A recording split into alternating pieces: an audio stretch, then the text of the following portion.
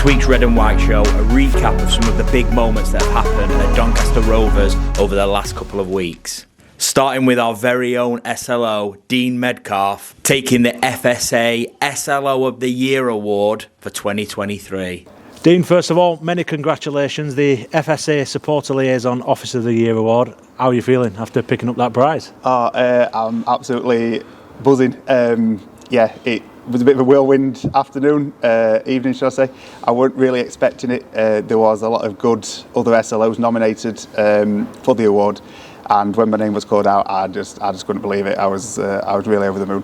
You were shortlisted last year. What does it mean to you to pick it up this year as recognition for all you've done in the role? Yeah, so I was shortlisted last year, but unfortunately I missed out. But I absolutely love this role. It's something I've done now for 10 years. As a lifelong fan of the club, the club means a lot to me and to my family. And when I got the role, it was incredible. I got to work for Doncaster Rovers. It was brilliant, but yeah, to get that award last night just meant so much. I put a lot of hard work into what I actually do. And yeah, it was great. Just tell us a bit then how you came to be in the role a decade ago now. So it was set up the year before, and there was SLOs in place for the first year, and then in the second year they were advertising for additional SLOs to join. I saw the adverts on the website and I thought it was something where I could kind of make a difference. I said, travelling up and down the country, watching Rovers as a fan, you kind of get to know what fans want, or how you're treated when you go to different places. And it was when I read the job description, I thought actually that's something where I can make a bit of a difference and something that really suited me. And that's how I ended up with it, really. And obviously, it's got the bug. You've got the bug for it to be doing it for 10 years. Yeah, I think I'm the fourth longest serving SLO in the country, which is pretty strange, to be fair. I wasn't expecting for it to carry on this long, but yeah, it's something that was set up 12 years, I think it is now. And yeah, to get nominated was brilliant. What would you say the role involves? How would you describe it? So the role is a communication link. So although I don't directly work for the club, I'm sort of a communication link between the club and the fans and vice versa. So any information that the club needs to get out there, they sometimes come through me, and I'll use my communication channels to get that message out there, or I'll use my blog for my away guides to get the message out there. But also it's to come the other way, so if fans have got any feedback that they want passing on to the club, again I'm the person they come to and I pass it back onto the club and hopefully make a difference elsewhere. With the nature of the role, and particularly coming into it early into the existence of SLOs, I imagine there's been a fair amount of your input into what that role involves as well, and you've kind of taken that and focused on certain things that you wanted to focus on. Yeah, so the SLO role is something that was introduced by UEFA. It's a UEFA requirement for Football League clubs to have an SLO, but there's no real guidance on what the SLO needs to do apart from the communication link. So it was kind of open-ended. So it was something that when I came on board, there was the foundation set in place, and I kind of picked that up and took it on, and I introduced a few different initiatives coming forward, something that I wanted to do early on but took a bit of time to get there, and some of them do take several seasons to get through, but it was really just left up to me to pick up what was there and run with it, really. Has there been things that you're particularly proud of, any initiatives or things that you've introduced or been part of? Yeah, so the away fans guides for Rovers fans going to away matches, it's not something at that time was very popular. Not very out there, really. Not something that many clubs did, so I kind of picked it up and thought I'll make my own guides. So I started doing that, and then vice versa for people coming here, whether it's first-time fans or away fans. The club had a document which was about 15 pages long with lots of words on it, and I always wanted to turn that into some sort of video, because in my head, somebody would watch a 3-minute video more than reading 15 pages of words. So it took me a couple of years to get that implemented and get it through, but it's been fantastic feedback on that and something that works really well. And also this year I've also been working with the club around making the stadium a bit more dementia friendly. So I've put some ideas forward to the club on how we can do that, and I know the foundation is starting to introduce work around people with dementia, and that's something that I'm really eager to get involved with. It seems like the SLO's a growing role within the game and still growing even at this stage. Yeah, definitely. So there's a lot of clubs now who still don't really understand what the SLO role is. It sometimes seems to be a ticky box exercise for certain people, so a lot of clubs just give it to a member of staff, whereas when Rovers first read the job description or sort of guidelines around it, they thought this is better done by a fan, and that's when I kind of got brought in. But yeah, it is still growing, and like I said, it is open-ended, so many clubs do everything in very many different ways. How has it been working with the club in this role? Yeah, it's been great. Everyone's been really supportive. There's always a fine balance, I always say, between, you know, not seeming too much like a staff member, and I'm not a staff member, but a lot of people think I am. So it's trying to keep that relationship there with the club and also with the supporters, and I think it's something that I've balanced really well over the last 10 years. You're quite a key figure at away matches. You know, you're there for that sort of point of contact for supporters if they need anything as much as anything else. Yeah, so I try and get to as many away matches as possible, and I do my away guides before we go. I'm always outside the away end for fans who need to come and see me, whether they need to know where the ticket office is or where the turnstiles are or anything like that. I always try and make myself available for that. And then during the game I'm always around again if anyone needs anything, and then afterwards for feedback to pass on to the club that we've just been to. That is something that not many SLOs do, but I always find it very beneficial just to give that feedback on, you know, what certain clubs did well and what certain clubs need to improve on. Seems like there's a nice community of SLOs. Are the ones that have been doing it for a regular basis when you go around the country and you meet up? Yeah, definitely. So I've got my good friend Alan at Lincoln, who was also nominated last night for the award. So he does fantastic work with his team over there. The guys at Wigan, they've been doing it for many years, so I've got quite a good relationship with them. And a number of clubs around the country. You know, it's always great going to away games, sometimes just to catch up with their SLOs and people you've not seen for a couple of months. But yeah, we're quite a tight-knit group. We've got a WhatsApp group, so we can all keep in touch that way as well, which is quite nice. Anybody who ever thinking about becoming an SLO, what would you say to them? Do it. Yeah, if it's something that you think you can do, and something that you think you want to do because you can make a difference to your club, it's something that I'd always say go for it. You know, people have different ideas on how the role works, and I'm always open for people to come in and assist me and bring new ideas to me as well. So yeah, if anyone does have any ideas, you know who I am.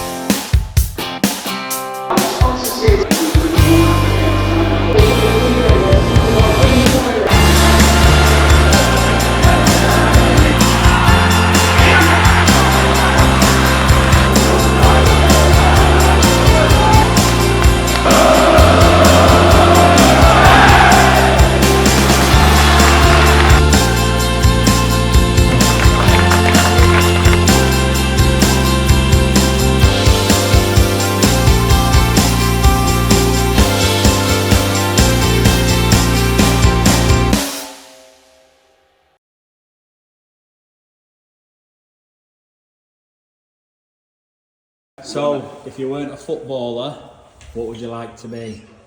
A golfer. Yeah, definitely a golfer. I'd probably be at that as well. I'll probably be a football coach. Nice and easy. Fireman. A vet. Food critic. A YouTuber. A YouTuber? Yeah. horse racing jockey. A jockey. I'm too heavy to be a jockey. That'd be a good one though. Oh, I don't know. Ever seen photographer? I'm useless at that. I'd like to be a golfer, but I haven't got it in us. So. But I'd like to be one. That'd be good. Pilot. Yeah. Barber. DJ. I'll be a DJ. That's tough. Probably a teacher. Be a teacher, yeah. I'd probably be a golfer. I'd love to play golf. Are you any good at it? I'm alright. Gonna try my best. Don't know. Probably tennis player. Tennis. Yeah. Tennis. And a golfer. An engineer. I'd be a basketballer. Basketballer. Probably. I don't know. Probably a physio. Physio? Yeah, probably physio. Nice. For a club. Golfer. There's a few golfers. Yeah, a few bad ones. I would be an Olympic high jumper. A professional golfer. Golfer, everyone's a golfer. What would I like to be? Yeah. A basketballer, probably. Think So I'm actually very good at basketball. Are you? Yeah. What are you better at? Football or basketball? Next up, our new head of medical, David Rennie, sat down with the media. David, welcome to Doncaster Rovers. First of all, what is it about this club? Why are you here? I think it's a really exciting project. You know, Grant's really sold a sort of vision as to what he wants to do with the place, and yeah, it's genuinely exciting. I think there's some good times ahead, so why not jump on board? Everybody loves a challenge, so I've worked in a number of different divisions, and I've not worked in this one as of yet. So here I am, and poses different things I need to think about when I'm addressing my area of work. So it gives me, as I said, that fresh challenge really sort of moving forwards. Tell us a bit about your background then. Yeah, trained as a physio NHS based wise, and then ended up at Leicester City in 1999 under Martin O'Neill. Was there for a good sort of 21 years. Went back into the NHS during COVID to help out with the fight against that then, and then ended up over the last sort of 2.5 years with Nigel Pearson at Bristol City Football Club. So fairly long in the tooth now, so I've seen most things. But as I said, this will be a new challenge for me. Not eventful 20 years at Leicester City, no doubt? Yeah, very, yeah. It's everything from promotions and relegations through to administration. Hopefully we don't see any of that here, but generally speaking, yeah, I've learnt an awful lot and met some really, really good people along the way. So you've done it at the very elite level as well? Well, I don't know if I have. I think the players have. Yeah. I think as backroom staff we can only really contribute to what they're trying to achieve and support the management teams that I've worked with. And I've been fortunate enough to work with some really, really good people over the years, and I'm really enjoying this opportunity to work with Grant and Cliff here to try and help Doncaster move forwards. Is the job largely the same, dependent on the level? Obviously you've got more resources at your disposal and perhaps bigger departments to work with, but the job in itself, is it similar? The challenge for any job, any physiotherapist working at any level of the game is in and around player availability, and they've been really unfortunate here over the years. The last couple of years really with an awful lot of traumatic based injuries. So I feel for Carl and the team that have been having to deal with those kind of things. The resources, as you mentioned there, does help, but really it's the people that work within the departments that really make the difference, and what I really hope to do with some of my experience is trying to upskill some of them and try and help support them in their development to really provide a medical team here that's going to be fit for purpose moving forwards. That's important, the support that you get as head of medical from the staff that are alongside you. Absolutely, yeah. You can't do it on your own. It's the same as it's a team game, and that's on and off the field. So we have to work together, and we have to try and help support each other. There's obviously going to be some really long days. Injuries are part and parcel of the game. We know that. The game's got quicker and more physical over the years, so we're going to pick up bumps and bruises along the way, and we're going to have the misfortune of having injured players. But generally speaking, if we can help support each other as a group of staff, put appropriate processes and plans in place, I'm fairly sure that we'll come out of it well on the other side. I want to ask you how the game's kind of changed from your perspective over your time involved in it. How different is it now from a couple of decades ago? Well, it's huge. I've just mentioned there in terms of the physical stats, the lads are running a lot further and an awful lot quicker, so they spend longer periods of time in high intensity training and match day zones in terms of their speeds. But in terms of the professionality of the players, that's changed massively since I first came in. When I first arrived at Leicester City, you know, the internal gym space was a tennis court used by the assistant manager and the first team coach, both of who smoked while they played. Things have kind of shifted from that sort of stage now, and the players themselves have become much more professional and more accountable for their own behaviours, and that's something that we'll really put into place here. What have you made to the place since your arrival? Great, yeah. The first thing I always look at is the people I'll be working alongside, players and staff. And they've been really, really welcoming. They've got a vision, as I said, and they seem really committed to that. And I'm looking forward really to moving forwards with them. What is your focus? You touched on developing the staff that you're going to be working alongside, but what is your focus in the short term?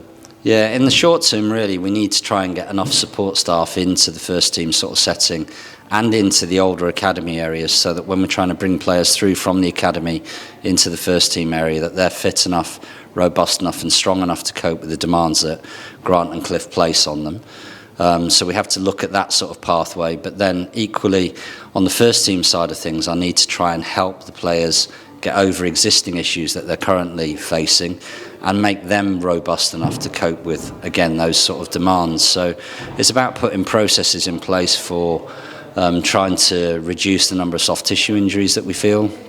And then we do get injuries, to actually return them to play as quickly and as safely as possible. And that just comes through planning, really. What sort of physio can the players expect from you? How are you with them? I'm relatively, despite this old demeanour, I'm relatively light-hearted. I expect them to work hard. I will reward them if they work hard from those kind of things, and generally speaking, you know, the harder the work that you work, the luckier you really generally get. So hopefully that will be reflected in a reduction in the number of injuries that we see. I genuinely think that they'll enjoy the rehabilitation programs that we do here. They'll be much more hands-on. And we'll try and drive that sort of process, as I said, to try and reduce the time that we can keep them off the pitches. So there'll be a lot of work where we've already discussed it with Grant, where we can integrate players earlier into the training setup before they're 100% rehabilitated.